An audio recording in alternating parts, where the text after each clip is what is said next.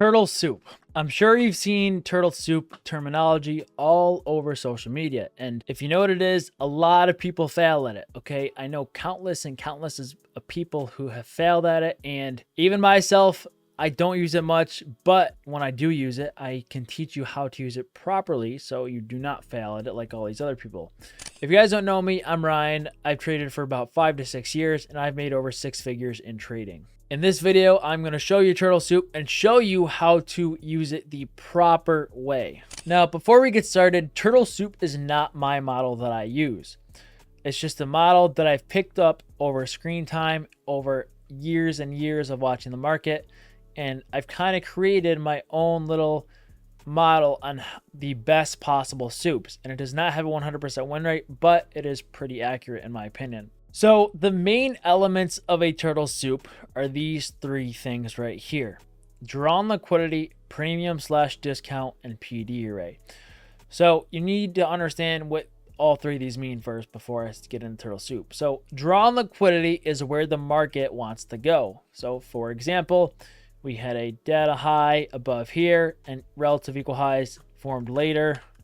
So we can conclude the market wants to go to those relative equal highs because it has a lot of stop losses sitting at them because a lot of retail traders think it's a double top. So you must identify the drawn liquidity, and it must be a high probability drawn liquidity. It can't be a random low or high. It should be equal highs, equal lows, low resistance liquidity, or maybe a London high that we have a lot of momentum to. But it, relatively speaking, I use equal highs and low resistance liquidity and just a lot of built up liquidity for a turtle soup. Okay, I'm never going for a singular high. The second, okay, is knowing premium discount. Okay, basically premium discount is when you have a leg in price like this and you draw it from the low to the high. Okay, a fib tool, and this is going to mark equilibrium. Below is going to be discount, above is going to be premium. It's the same thing with shorts. Okay, so we got a high, low, same thing with shorts. Premium is going to be above the 0.5 level and discount is going to be right here. And our main goal is to try to long in discount and short in premium. Okay, now this is not necessary for every turtle soup, but it will be important, so just remember that. And the third and final element of a soup is a PD array. We should be hitting some sort of PD array, whether it be a fair value gap or an order block. Those are the main 2 things I use. So there is one more element that I don't consider in the 3 elements, but this is its own element in itself. So I didn't want to list them with the other 3. The third one is an SMT, which is not required, but it will help you a ton. An SMT is basically what I'm about to show you, making this a valid soup. So the turtle soup, or the actual soup, is basically buying when we dump or we knife and hit a low, or shorting a big pump when we hit a high. So for example, this was a turtle soup here. People, and I mean real algorithms and buyers, bought here at this low, which is called the turtle soup. Okay, now what are some good elements that makes this a turtle soup? Well, in this example here, what happened was we have a low here inside of a fair value gap, so that's our PD array. Okay, our PD array for this example can be the fair value gap. Okay, we actually were not in discount in this example, but you don't need to be in discount if you want an SMT or if you use an SMT. Okay, the only reason this worked without retracing to the 50% here is because we had the SMT. So when you see ES come down here at about 8 a.m., which again is almost the start of the near kill zone, and we get data and we get a SMT where NQ fails to hit this low, then this can often be a good soup. See how ES comes down, hits this low, and NQ fails to hit it? So you don't need to buy right when you hit the low, because technically that's gambling. But if you see a bullish enough reaction right at this low and you see NQ fail to hit in live time, okay, then you can get in a little early, maybe around the low, maybe you'll get in right here after seeing the reaction. And then your stop loss, typically you want to do like a relative stop loss compared to where your target is. So you could do like this as a stop loss and go for like the next high, which would be technically right here. But your stop loss should be relatively pretty tight, because I know winning turtle soup trades will not retrace that far under the low. But the biggest thing here is we failed to hit this low on Q, and ES hit it. And right when you see that instant reaction, you could take a long seeing that happen in live time. Now, that is not my type of turtle soup. Let's go to the turtle soups I like the best. So in this example here, we formed kind of a sell model, and you can clearly tell that in hindsight. But how would you have known this was going to be good turtle soup? Well, we have to identify the first element, an obvious draw on liquidity. So we kind of create a couple draw on liquidities here. We created kind of trendline liquidity here, but we left perfect equal lows down here, okay, right here. So if I zoom in a little bit, see how these are perfect equal lows? So I know the market's going to want to come back at them at some point. So the first element I am looking for is an obvious draw on liquidity. So I see two here. So I can figure that if we have an obvious draw on liquidity here, I'm looking for the highs to be ran first. And then I know as long as it's around 10 o'clock, because 10 o'clock is a good reversal time, it's probably going to be good soup. So you can see this hits about 10:14 and we instantly reverse. Okay, but this is, and again, I know I'm going to get a lot of comments, oh, this is hindsight. Okay, no, it's not. I've called these in live times many times. But the main thing here is I am identifying the draw on liquidity first, where liquidity rests on the other side, and then time to also know that this is going to be good soup. So I see equal lows. We have an obvious draw on liquidity. Okay, we're very high. We're very high in premium. Okay, if you look at kind of the range, we're very high. So we're in premium of the range. So that's the first thing. And then the third thing is PD array. Now, you're probably wondering, what PD array are we rejecting? Well, if you look to the left here, we're actually rejecting this 5-minute. See this? So that's our PD array we're rejecting right here. This 5-minute fair value gap. It's probably better in a smaller time frame. Okay, if I go to 15 minutes, probably like a bigger one. But there's a 15-minute PD array here. There's a high that was formed. Okay, and there's equal lows below.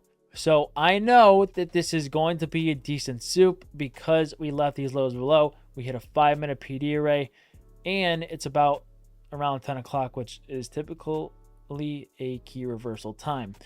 So you can see that would have delivered all the way to low. Now you're probably wondering, like, what would you do for the stop loss? Okay, and I hate that. The stop loss, generally, you want to guesstimate here, but I'd probably do somewhere higher, like maybe above the 0.50 in the 5-minute fair value gap, whatever. The stop loss can definitely be subjective, but a good stop loss would probably be up here, because I know if I'm wrong, I know we're not going to get that much displacement. Or I know, like, if I was wrong, we're going to get way more displacement here. So up at a stop up there, target the lows. Okay, somewhere around here is good. If it's a stop loss like this, then this truly isn't a turtle soup. A turtle soup should be quick. It shouldn't really go much up. Okay, so that's why you put your stop loss right here, because I know if I'm wrong, okay, I'm likely to get stopped and we're likely to go higher. So that's the first example. So I identified 3 elements. 1, draw on liquidity, which is equal lows or equal highs, is my favorite. 2, time, so maybe like a 10 o'clock or maybe a macro time, so like 9:50 to 10:10. And 3, a PD array to the left. Now, I'm betting there was an SMT here, which is not required, but I used the 3 elements only to identify this is going to be good soup. So let's go over one more example. As you all know, I only use inverse fair value gaps. And recently, I made a full free PDF of inverse fair value gap rating setups that I use to rate my own setups A through C. So if you want to check that out, just click the first link in the description. It's completely free, and hopefully should help you. Okay, so this is going to be our second and last example. Okay, and this we have low resistance liquidity. So it's in the form of a trend line, and this is the other kind of line I'm looking for to soup. Now this was on the 1-minute time frame in London session, so quite an important kill zone. But you're probably wondering, how do you know to soup here? Okay, well, let me explain. Okay, so when we start seeing this low resistance liquidity form, we don't really see it here. Okay, I'm not gonna lie, it's not really visible here. So we play some candles, Okay, now I'm like, oh, we've got some liquidity forming. Okay, it's just like when we form equal highs, except it's trend line liquidity. Very, very important liquidity. So I know one of these lows is going to be a soup. Well, how do I know which one? Well, we have our drawn liquidity. Our drawn liquidity is going to be this trend line. We're weighing discount. Okay, we're very low relative compared to the range. It's very obvious. The only third thing we need is some sort of PD array or liquidity pool on the higher time frame. So I'm going to go to the 5 minute. I'm going to look all the way to the left. And sure enough, I see a low right here. Okay, and if I look to the left even more, okay, look how, if I go to the left even more on like the 1 hourly chart, this was actually very not the best example because this was a contract rollover. But this was actually a fair value gap, and it was actually below these two lows, okay? So we're just going to pretend this is a fair value gap, okay? This is just the contract rollover. This always does the gaps like this, okay? This isn't real. So we have a low inside of fair value gap, all right? We're very far in discount. We have our PD right to the left, and there's likely an SMT, but it's not necessary. So we have this low. The only thing left is time. So what time is it? It's 3:59. So which means it's a macro. 350 to 410 is a macro. Okay. So because we're in a macro, because we have our identified or drawn liquidity, because we have a higher time frame PD rate and a higher time frame low to the left, I know this is likely to be a good soup. And then add the SMT to it, I know it's going to even be a better soup. Okay. So you can see it's very clearly souped. And here's the thing. A lot of people, they're like, oh, I'm going to get in right here. You can get in right here, but it's a lot more risky, right? You could do this if you want.